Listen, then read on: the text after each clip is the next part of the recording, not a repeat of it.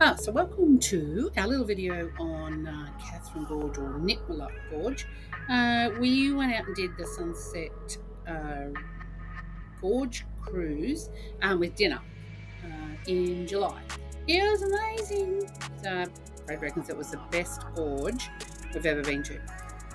You start off in one boat, a larger boat, to do the first gorge because it's wider and deeper. And then you get out of that boat, walk about 600 metres to meet another boat that's a bit smaller and narrower because the confines of Gorge 2 are a little bit narrower and shallower. You'll see me, hero, walking a pretty good path over to the boat that you get on to go up and do Gorge 2.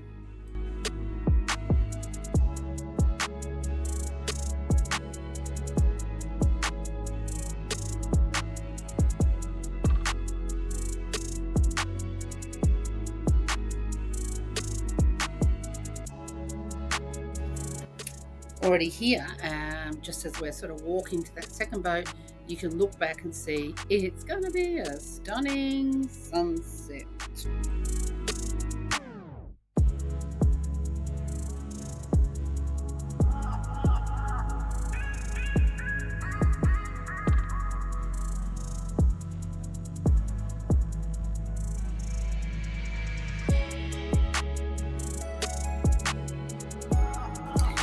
So, by the time you've walked from Gorge 1 to Gorge 2, you probably spent more than half an hour, maybe to an hour on this cruise.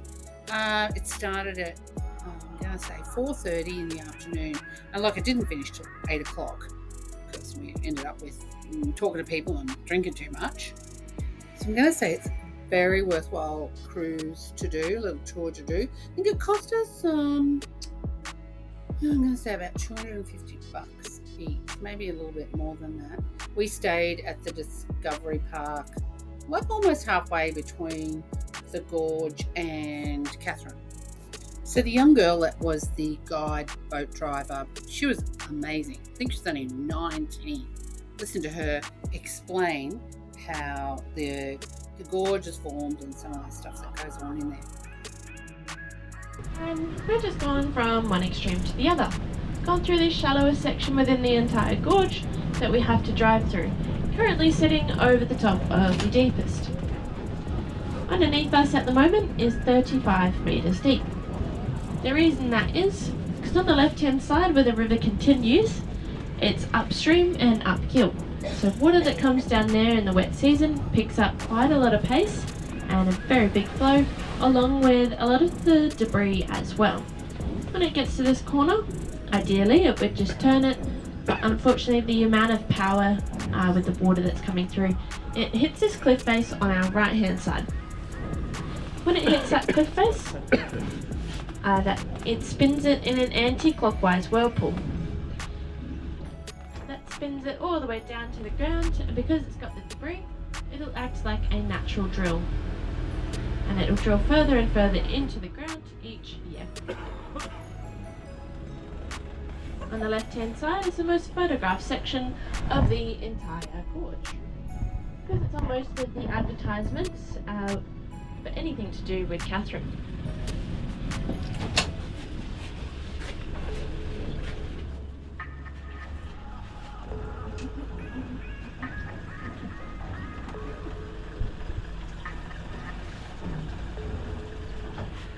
This corner that we're in as well also holds a lot of cultural significance to the Jawoyn people. And this is because they believe that the rainbow serpent rests underneath us to this day.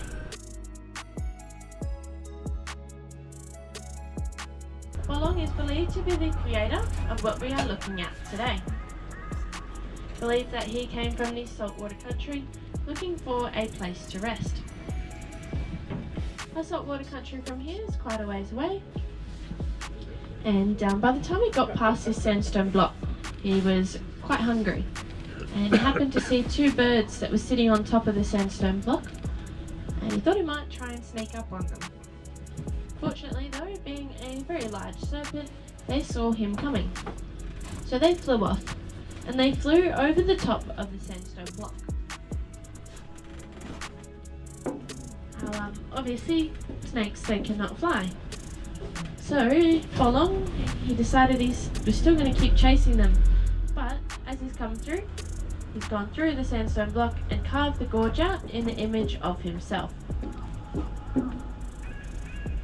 So if you look up to the right, you'll see how the river goes to the right, to the left, and then back to the right.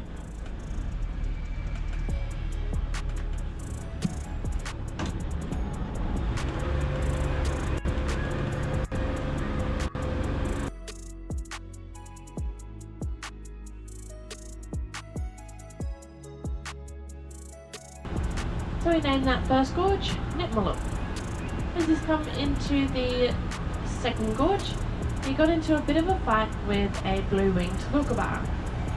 This kookaburra was trying to get his water. Unfortunately for the kookaburra, Nitmiluk was a bit stronger, and unfortunately he did not succeed in getting that water. But he did leave a little bit of a mark on Nitmiluk, so he named Nitmiluk named this second gorge Budia. He's gone all the way until the third gorge, and he spooked two of the Australasian snake-necked darterbirds. As he's coming there, they've flown off, being scared, and they've flown off into the air, and then they circled back at the same time, causing them to collide heads mid-air. Nitmiluk, who saw this, wasn't too phased, so he kept going. But he named that third gorge after the sound of that head collision, which was buttock buttock.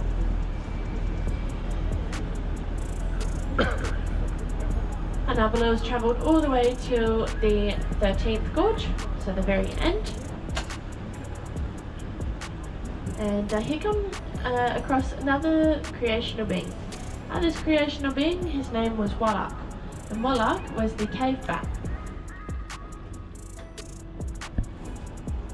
Unfortunately, they had a bit of a disagreement, causing a fight, so Nitmiluk, he was speared in the chest, killing him in the 13th gorge, and Wallach, he also pierced Nitmiluk's dilly bag.